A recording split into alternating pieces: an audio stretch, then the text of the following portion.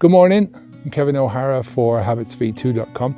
I've been coaching people to really happily stop drinking alcohol for over a decade, and in this video I'm going to share with you why alcohol cravings are not what you think. Now, most people look at cravings as something bad, something to be avoided, something even that is things that are going to be terrible in their lives. I look at these things as merely a clash of choices. The choice to continue with your familiar crutch, the instant gratification mindset, or freeing yourself from this habit and seeing who you can become, seeing what life you can create for yourself. So cravings are the friction that you feel between those opposing mental and emotional forces, right? It's like when you're trying to do anything, you're faced with doing a problem, you're faced with doing a task that you don't want to do, anything. Think of this as something that you can either, you can moan about and groan about and talk about how unfair life is, or you can realize that this is just something that has to be done and you've got to get on with it. In order to get past that and onto the next stage, you've got to put up with this. Think about it as the door that you have to step through in order to get to the life that you want to leave. It's just discomfort for most people. These are not dangerous things. They're not catastrophic events that are happening in your life. Nothing bad is going to happen to you because of your cravings. It depends on how much drink you've been pouring into your body before you're trying to stop. There's a scale that we can go on from people who drink lightly, who maybe drink a couple of drinks in the evening, or they drink at the weekend, they drink a bit too much at the weekend, or they're just tired of it. Or there are people who just are chugging down bottles of spirits every day. If you're on that crazy side of consumption, you've got more problems than simple cravings, and this advice is not for you, right? For everyone else, what we're talking about here is cravings that are caused by conflicting motivations. You have the motivation to drink and a motivation not to drink, competing with each other at the same time, banging up against each other inside of your head. A motivation to get the buzz, right? To get that little bit of happiness or whatever it is that you're using alcohol for.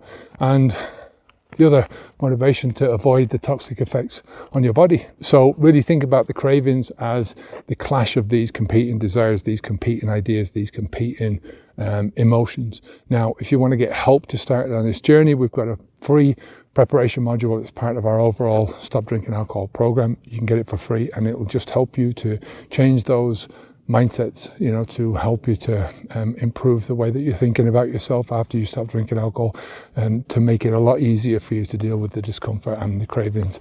The link is in the description down below. So when you're feeling the cravings, it means that you're doing the right thing. It's a sign that you're moving in the right direction. If you genuinely want to stop drinking alcohol, that is. When people make the decision to stop drinking alcohol, they're at a point when the pain that they feel, the consequences from the drinking that they feel, these are much greater than any fleeting pleasure that they're now feeling from the alcohol. They made the decision to stop. The discomfort that used to be masked with the alcohol is now out in the open. It's not being numbed anymore. And the discomfort is now transferred from drinking alcohol to not being able to drink alcohol. So you're feeling that discomfort of not being able to drink alcohol. And I'm telling you, I've done this myself. I've helped a lot of people to do this myself. That discomfort of drinking alcohol, that's just going to get worse. And the discomfort of stopping drinking alcohol will get better and easier, right?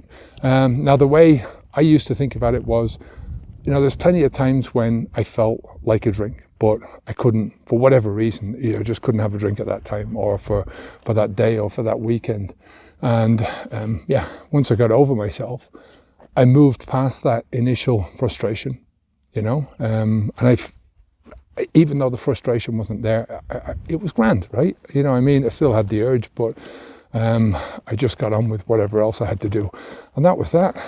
I really think one of the biggest lessons that I learned once I did stop, and I started out on that path of where I wanted to go, to stop drinking alcohol, but to be a better dad to my kid. I realized that all the urges that I was feeling, the discomfort, that was the cost of the travel, right? The price I had to go on to take that journey, right? To feel the discomfort of not being able to have a drink and to push through anyway, right, to push through with what I needed to do, right? You know, it's all part of the process. It's all part of getting to that place that you want to be. You know, if you want to get from here to any other place, there's a price that you either have to spend it in energy walking, or you have to put some energy into your car and drive, time and energy put into that. Do anything in life, there is a cost to it, you know. So it's 5% what happens to you and 95% of how you respond. It's just uncomfortable, that's all. You know, they don't last 5 minutes, these craving signals, and then they're gone. So I'll give you a few tips on how you can deal with these cravings before we close off, right? The first one is just to see them as an inevitable part of that process, the part of the path that you have to take, the part of the journey that you have to take. You know, you're not going to get to that life that you want to live if you're not willing to go through this discomfort. You know, it's part of the thing. And if you don't go through the discomfort, you're going to go through discomfort anyway. And that discomfort will gradually get worse and worse and worse. So, you know, what choice do you have? You know, that's what you have to say to yourself. What choice do I have? Like I said, I drank for over 30 years, and it was just part of that journey for me, was understanding that I just had no choice in this. If I wanted to be a shit father, if I wanted to, if I wanted my life to go nowhere, then keep drinking. You know, that's what I said to myself. So I put myself into a position, and it shouldn't have gone that far, right? It shouldn't have gone to 30 years. I should have stopped drinking alcohol when my son was born 20 years earlier, but I didn't. No regrets. It is what it is, right? But you have to see that the cravings are an inevitable part of that process. And I'll go back to the beginning again. And if you're here and you're thinking to me, what you're saying is a load of bullshit, right? That the cravings can put you into hospital. No, I'm not talking about, if you've been loading yourself up with so much alcohol, right, that you need to be hospitalized to get off it, I can't help you with that, right? You know, you've got a lot more problems than just the medical issues, right? You've got to deal with a lot more psychological problems. You know, the fact that you let yourself get to that level where you're drinking so much alcohol that you can't stop. I mean, this doesn't happen with small amounts of alcohol, right? So it is what it is. The second thing is to understand that these cravings, these feelings of discomfort, they're diminishing, right? This too shall pass. They don't last long if you get on with what you have to do, if you focus your mind on where you want to go. And look, the alcohol's not going to pass my lips, and that's it. You know, I think one of the best things that you can do in this case is to distract yourself. You know, the devil makes work for idle hands, right? So, you know, get going. If you're fearful, the best advice that I can give you for fear is just to start doing what you're fearful of, and you'll find that there's nothing to fear. So the third thing is that distraction is your best friend, right? Distract yourself with getting away from the places that are triggering you to drink alcohol, right? Distract yourself by occupying your mind with other things, other ideas, other thoughts. I mean, I used to listen to podcasts while I was out walking, and I used to do bloody damn long walks just because I wanted to tire myself out. I had to think about stuff that I wanted to do in my life. I had to think about the next choices that I was making. I made the choice to stop drinking alcohol, but what now? You know, so those long walks really helped me. Listening to podcasts, listening to audiobooks, you know, trying to really put my mind in a different place. So distract yourself with doing something. The fourth thing is to focus on the outcome that you want, right? Focus on the outcomes that you want, the positive, consistent outcomes that you would like to see in your life. Not on the things that you're missing out on. You know, most people fail in this journey because they look at the cravings, the discomfort as a sign that first of all, they can't get past that, but also as a sign that they're missing out on something, that there's something there to be missed out on. You're missing out on nothing with alcohol. You know, alcohol is causing you all the problems in your life.